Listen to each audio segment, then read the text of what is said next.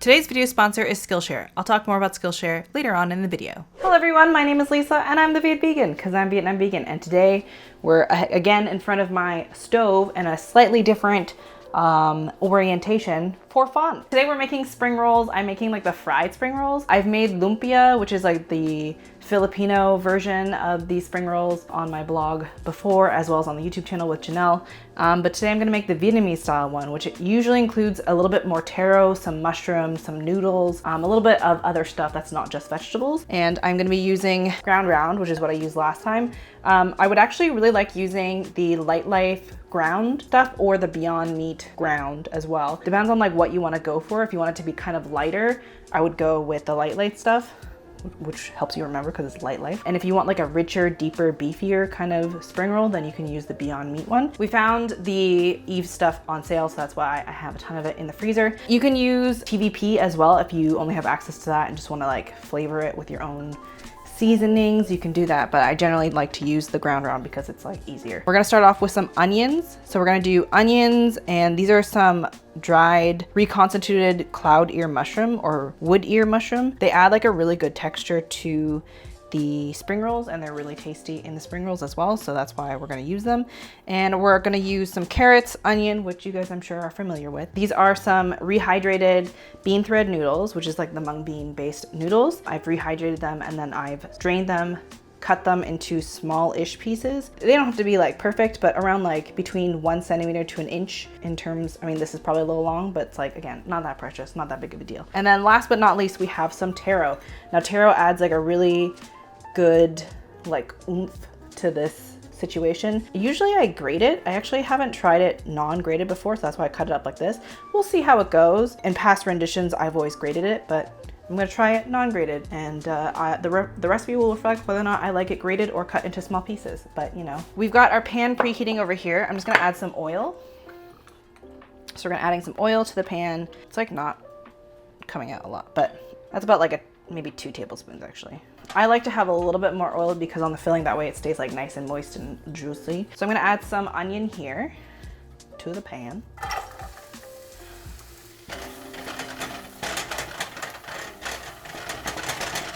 So I've only got about half an onion in there, not a huge deal. It was a pretty big onion, so I've cut it in half, and I just used half of it because the other half I used for dinner earlier today.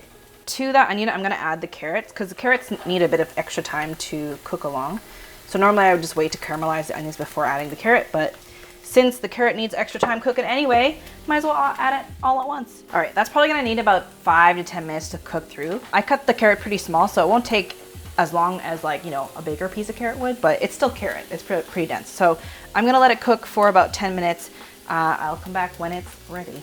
Before we continue with making some delicious spring rolls, let me tell you about Skillshare. If you haven't heard of them yet, you should know that Skillshare is an online learning community full of thousands of classes so you can learn new creative skills. Over the past couple months, I've been taking time to sort of slow down the hustle, turn inwards, and try to nurture creative skills. There are so many different skills that I've wanted to improve on, so I've been watching some color correction videos. I know not super helpful unless you also edit videos. I'm also gonna be working through some of their line art classes with a friend next week, so my Bougie game will hopefully improve. They have a curated list of Black-led classes covering how to start a podcast, lettering, fundamentals of photography, even storytelling, which is wonderful and makes me really happy to see. So if you're interested in Skillshare, the first 1,000 people to click on the link in the description will get a 2-month free trial of premium Skillshare membership. Thank you so much, Skillshare, for sponsoring this video. So the carrot is starting to look a lot more tender and cooked. So we're gonna add in our taro here. And we're gonna mix it in as well.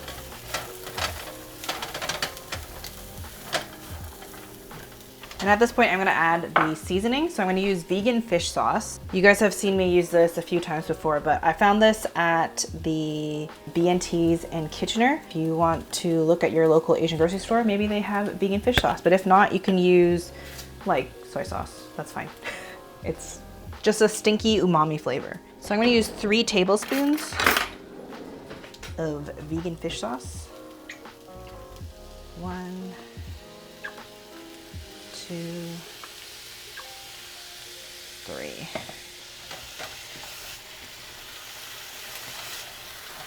And then I'm gonna let that cook again for another 5 minutes. So, BRB. Things are starting to like look a little bit more cooked through. I'm gonna taste a piece of the taro to see where we're at.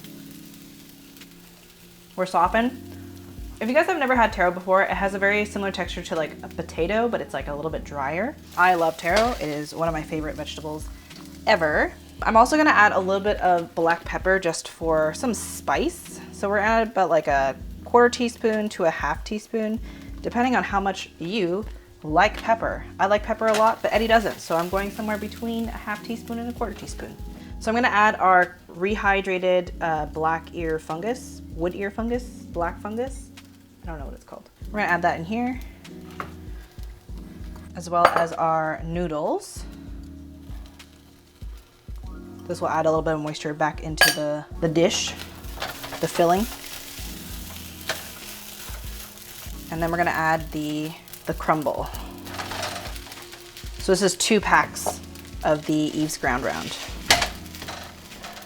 So the point of this part is like you want to cook the ingredients a little bit ahead of time so that when you are frying the spring rolls, you don't need to try to cook those ingredients to be softened. They're already kind of like softened and cooked. You'll know that the filling is ready because you'll see the noodles sort of rehydrate and they'll kind of like suck up the moisture. So I'm just gonna give it a little taste with a spoon just to see where we're at for seasonings and if I need to add anything else. It's pretty good as is. So it's a pretty plain filling. You don't want it to be too salty because when you eat this anyway, you're gonna be eating it with like a dipping sauce. So it's better that it's a little bit undersalted or just salted enough so that when you have a dipping sauce, it's not too bad. So this is the filling. We're gonna turn this off. We're gonna let it like come off the heat. And I'm gonna prepare my workspace for folding the spring rolls and let's get rolling. We've got our spring roll wrappers. This is what it looks like. I'm using the Spring Home brand. It's like the medium size one, so they're about like 5 or 6 inches squared, and then it comes in a pack of 50. So I usually use about 1 pack of these for this amount of filling, but I also stuff these a lot. You can also use the smaller ones. Those ones are also good, but these are like the medium sized ones. Most spring roll wrappers that I see are actually vegan. I've had some people say that they have a hard time finding them. I'm sorry to say I do not have that problem. So I really don't know what to tell you. They get dry really easily. So I'm gonna take a clean towel. Actually, I'm gonna take a new towel. New towel, clean, and I'm gonna kind of dampen this. Okay, so I've wrung it so it's not like totally like dry or it's not totally soaking. We just want it to be like a damp towel. And I'm going to start to separate these to roll for spring rolls. My job as a kid was to unpeel these and make like a layer and kind of crisscross them because that way it becomes easier to grab them. Also, I know in Vietnam sometimes they use like rice paper to wrap spring rolls, and like when you fry them they get like super crispy.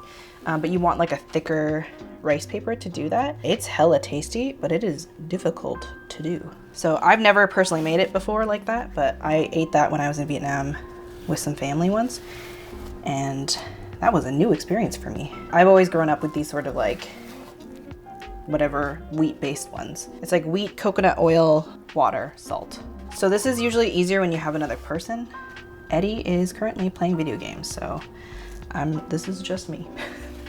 I'm gonna cover this up while I do that.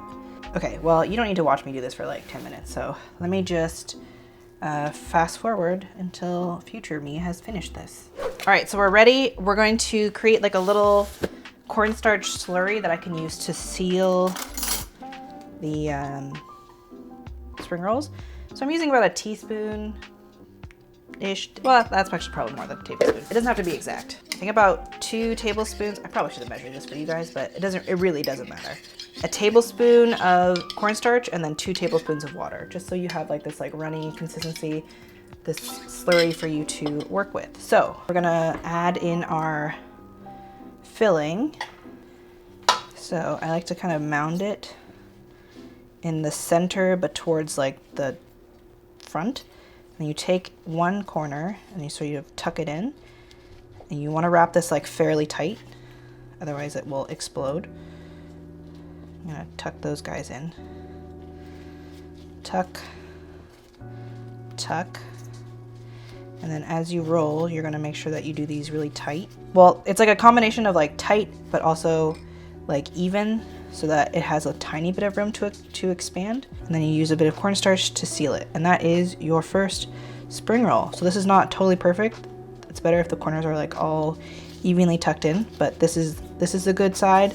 This is not so good. I don't know if you can see that, but it's fine. So I'm gonna keep on doing that until I'm done all the filling. And then for storing, I like to always keep like old spinach containers, line that with a bit of parchment paper, and then add in your spring rolls.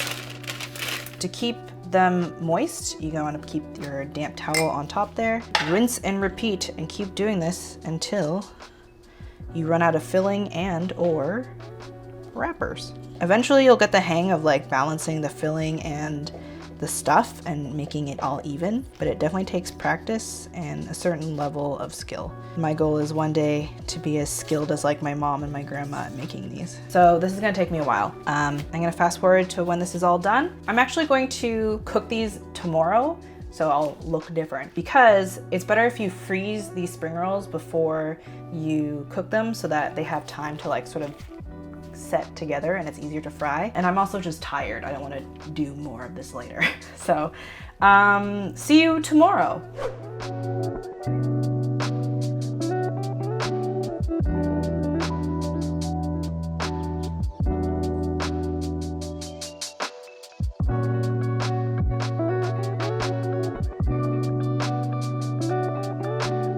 Turns out I don't have very much oil left, but that's okay. I'm just gonna use some oil now, and I'm gonna preheat some oil for frying. So you just want about like an inch or two of oil. That is exactly 1 inch, which is perfect. I'm not gonna be frying up like the whole batch of spring rolls, so it's fine. We're gonna preheat the oil to about 350, 375. If you don't have a thermometer to measure the temperature of your oil, what you can do is you can just use a wooden chopstick and stick it into the oil once it's hot enough. The oil should look like it's shimmering, and there should be like air bubbles that are coming out of the bottom of the chopstick quite rapidly. Again, do not do this with a plastic chopstick, it will melt. Do it with a wooden chopstick. I just sort of wait until it looks like it is evenly heated through, like you won't see like the ripples as much. It'll be like one homogeneous texture, if that makes any sense. Just get a thermometer. Okay, so we have our frozen spring rolls. They're ready to fry. Personally, I like to freeze them just so that they solidify and they keep their shape better when they're frying, but you can fry them like fresh if you want to. I'm just gonna fry up, I think like 6. We don't need that many. Okay, maybe I'll do 8. So when you're frying, especially with frozen stuff, you kind of want to add it like 1 or 2 at a time. And you want to give it enough space to like move around. So I'm gonna fry 3 at a time in this pot. And it's looking pretty good so far. When you start to see a side go golden like this, you can just do a little quick turn. Unless it doesn't want to. Yo, turn, bruh. Okay, since it's not turning, I'm just gonna dunk it underneath the oil so that it continues to cook. I don't have any paper towels, so I'm just gonna use some parchment paper to sort of soak up any oil. Yum. I love that like gurgly, bubbly sound.